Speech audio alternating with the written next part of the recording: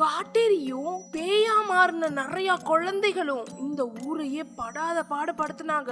இந்த கதை தான் இப்ப நம்ம பார்க்க போறோம். இது அந்த ஊரோட காட்டேரி.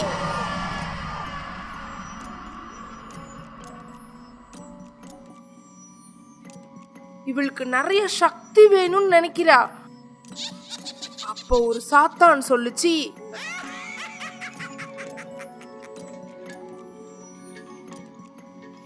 நீ எனக்கு நிறைய மனுஷங்களையும் குழந்தைங்களையும் கொண்டு வந்து கொடு, அப்பதான் உனக்கு நான் சக்தி கொடுப்பேன். இவ அதனால கிளம்புனா. அன்னைக்குன்னு அந்த ஊர்ல ஆஸ்பத்திரியில நிறைய குழந்தைகள் பிறந்திருந்தாங்க. எல்லா குழந்தைகளையும் நைட்டோட நைட்டா போய் தூக்கிடுறா.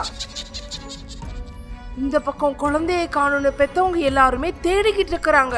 ஆனா அவ தான் தூக்கிட்டு வந்த எல்லா குழந்தைகளையும் பேய் குழந்தைகளா மாத்துறா. எல்லா குழந்தைகளையும் பெருசா கொடூரமா பேயா மாறினாங்க. எல்லாரும் ஊருக்குள்ள போறாங்க.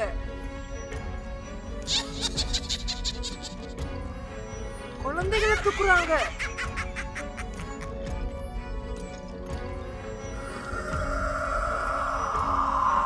பெரிய மனுஷங்களை தூக்குறாங்க.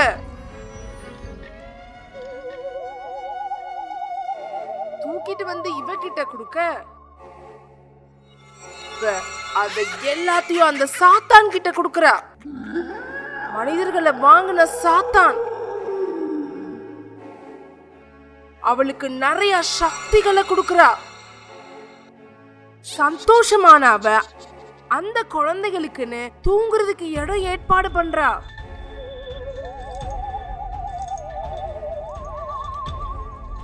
நிறைய விளையாட்டு கொடுக்கறா. நல்ல சாப்பாடு போடுறா. அந்த குழந்தைகளை சந்தோஷமா வச்சுக்கிறா. இதே மாதிரி எனக்கு தினமும் கொண்டு வந்து கொடுத்தீங்கன்னா உங்களுக்கு நான் சாப்பாடு தருவேன். இதனால எல்லா பேய் குழந்தைகளும் ஊருக்குள்ள பெரிய தீய சக்தியோட கிளம்புனாங்க. அவங்க ஊருக்குள்ள வரத பார்த்து மக்கள் எல்லாரும் பயந்து போனாங்க. அப்படி அவங்க சீற்றத்தோட வந்துட்டு இருக்க பாதையில ஒரு தடை வந்தது.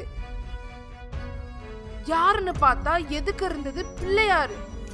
கோபமான ஒரு குழந்தை பேய் பிள்ளையார தாக்க போக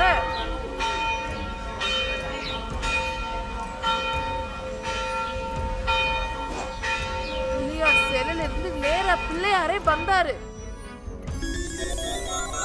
அந்த குழந்தை பேய்களுக்கும் பிள்ளையாருக்கும் சண்டை நடக்குது.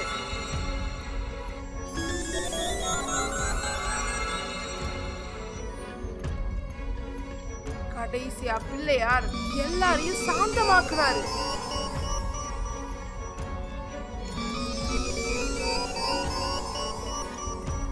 தன்னோட சக்தியால காட்டேரிய கொன்னாரு. எல்லா பேய் குழந்தைகளையும் மறுபடியும் அவங்க அம்மா கிட்டயே ஒப்படைச்சாரு. அப்போ இருந்து அந்த ஊர்ல குழந்தை பேய்களும் காட்டேரியும் வர்றதே இல்லை.